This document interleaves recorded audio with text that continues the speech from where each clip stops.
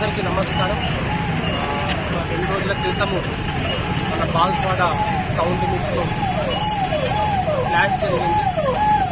Reliance మార్ట్లో ఒక 2 వ్యక్తుల మధ్యలో జరిగిన ఇన్సిడెంట్ అది కమ్యూనల్గా టర్న్ అయ్యి 2 వర్గాల మధ్య గొడవల్లాగా చేరి ఒక పెద్ద ఘటన జరగడం జరిగింది. దాంట్లో స్టోన్ పెయింటింగ్ లాఠీ చార్జ్ జరిగింది. వాళ్ళందరూ డిస్పర్స్ చేయడం జరిగింది.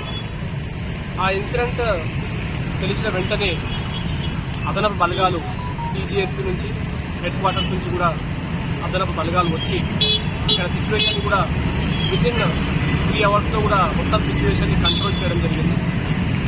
కంట్రోల్ చేసిన తర్వాత ఇమీడియట్గా డ్యామేజ్ కంట్రోల్ ఏవైతే ఉందో అవన్నీ చేసుకుంటూ ఏదైతే మా కానిస్టేబుల్ ఇంజూర్ అయినారో అతనికి కూడా ట్రీట్మెంట్ పంపడం జరిగింది. దాని తర్వాత సీసీ ఫుటేజ్ ఆధారంగా కొంతమంది జనరల్ పబ్లిక్ తీసిన వీడియోస్ ఆధారంగా మేము సుమారు 42 మంది ఎవరైతే ఈ వైలెన్స్కి రిసార్ట్ అయినారో ఆ రోజు జరిగిన స్టోన్ పెయింటింగ్కి కానీ, ఆ రోజు పబ్లిక్కి జరిగిన ఇన్కన్వీనియన్స్కి కానీ, ఆ రోజు జరిగిన గొడవకు కారణం కానీ ఆయన 42 మందిని ఐడెంటిఫై చేయడం జరిగింది. వాళ్ళందరి మీద కూడా ఎఫ్ఐఆర్ రిజిస్ట్రేషన్ చేయడం జరిగింది. ఇప్పటి వరకు అందులో 19 మందిని మేము అరెస్ట్ చేసి రిమాండ్కి పంపడం జరిగింది. మిగతా వారి కోసం కూడా కంటిన్యూస్గా మేము వేటాడుతూనే ఉంటాము. ఎవరైతే ఇక్కడ నుంచి పారిపోయి ఇక్కడ దాచుకున్నా సరే వాళ్ళని అక్కడ నుంచి పట్టుకొచ్చే ప్రయత్నం చేస్తాము. ఖచ్చితంగా పట్టుకొచ్చి వాళ్ళందరికీ కూడా లా పరంగా ఎలా బుద్ధి చెప్పాలో అలా చెప్పడం జరుగుతుంది. ఈ ఎంటైర్ ఘటనలో ఎవరైతే వైలెన్స్కి రిసార్ట్ అయినారో వారి వల్ల ఎంటైర్ భువనగిర్, ఎంటైర్ బాన్స్వాడ ప్రజలకి చాలా ఇబ్బంది కలిగింది. చాలామంది ఆ మరుసటి రోజు బంద్ ప్రకటించడం, చాలామంది రోజువారీ కూలీలు, డైలీ బ్రెడ్ విన్నర్స్ ఉంటారు, వాళ్ళందరికీ కూడా చాలా ఇబ్బంది కలిగింది. చాలామంది మాకు కంప్లైంట్ కూడా చేయడం జరిగింది. ఆ రోజు కూడా ఎవరైతే షాప్స్ క్లోజ్ చేయడానికి ప్రయత్నం చేసినారో వాళ్ళ మీద కూడా ఒక ఎఫ్ఐఆర్ చేయడం జరిగింది.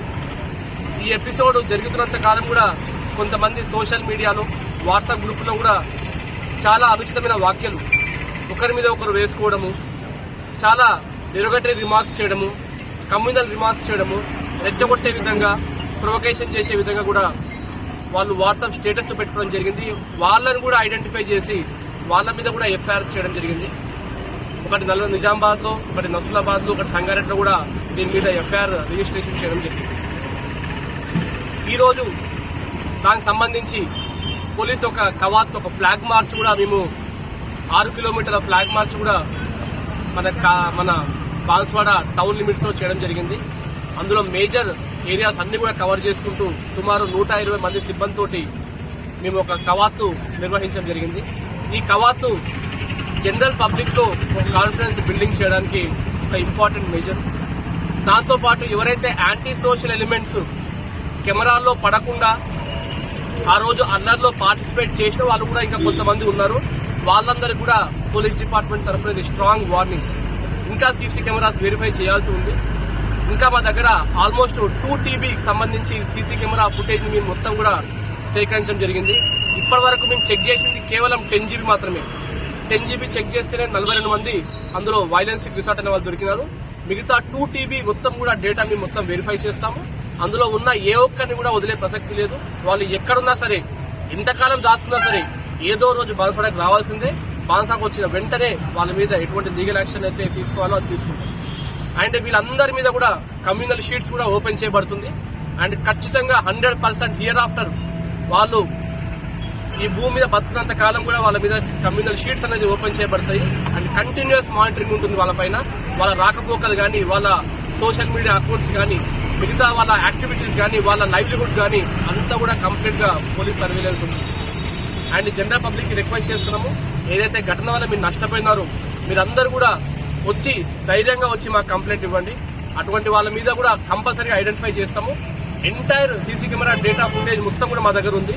మీరు జస్ట్ ఒక కంప్లైంట్ ఇస్తే చాలు, వాళ్ళు ఎవరైనా సరే, ఎంతటి వాళ్ళైనా సరే, వాడు ఎక్కడున్నా సరే పట్టుకొచ్చి లా ఎలా డీల్ చేయాలో అలా డీల్ చేస్తాం వాళ్ళతోటి. మీలో మీరు బాధపడి కంప్లైంట్ చేయకుండా ఉండరాదు. కంపల్సరీ మాకు వచ్చి కంప్లైంట్ చేయండి.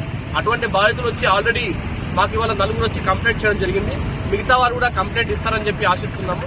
మీరు కంప్లైంట్ ఇవ్వకపోతే తప్పు చేసిన వాడు దాచుకుంటాడు, తప్పు చేసిన వాడు తప్పించుకుంటాడు. కాబట్టి మీరు ఖచ్చితంగా వచ్చి కంప్లైంట్ చేయండి. ఈ ఎంటైర్ ఎపిసోడ్లో కొంతమంది దాన్ని అడ్వాంటేజ్ తీసుకొని దాన్ని ఒక పొలిటిసైజ్ చేసుకొని దాన్ని ఒక వర్గానికో కమ్యూనిటీకో ఆపాదించే ప్రయత్నం చేస్తున్నారు. సోషల్ మీడియాలో కూడా అటువంటి ట్రోలింగ్స్ కూడా చాలా అవుతున్నాయి. సో పబ్లిక్ రిక్వెస్ట్ చేస్తున్నాము, అన్లెస్ ఏదైనా అఫీషియల్ డాక్యుమెంటేషన్ పోలీస్ సైడ్ నుంచి కానీ గవర్నమెంట్ సైడ్ నుంచి రిలీజ్ చేస్తే దాన్ని మాత్రమే నమ్మండి.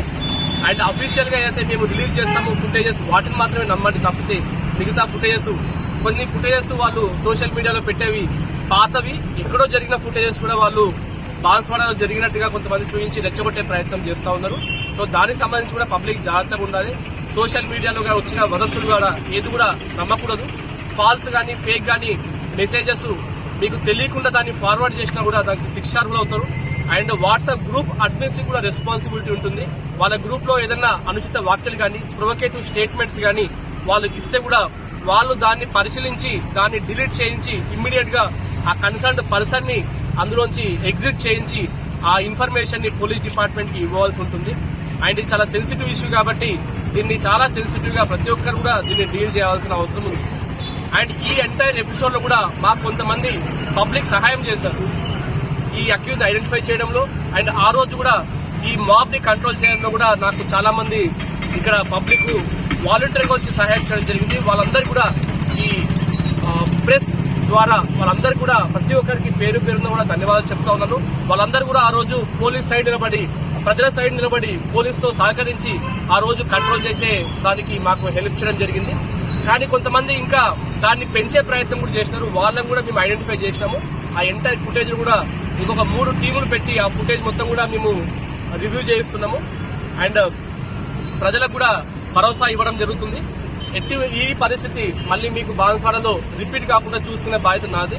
ఎవరైతే ఐడెంటిఫై అయినారో వాళ్ళు ఇంకెప్పుడు జిందగీలో ఇటువంటి వైలెన్స్ కి రిసార్ట్ కాకుండా చూసుకోవాల్సిన 100% బాధ్యత మాదే.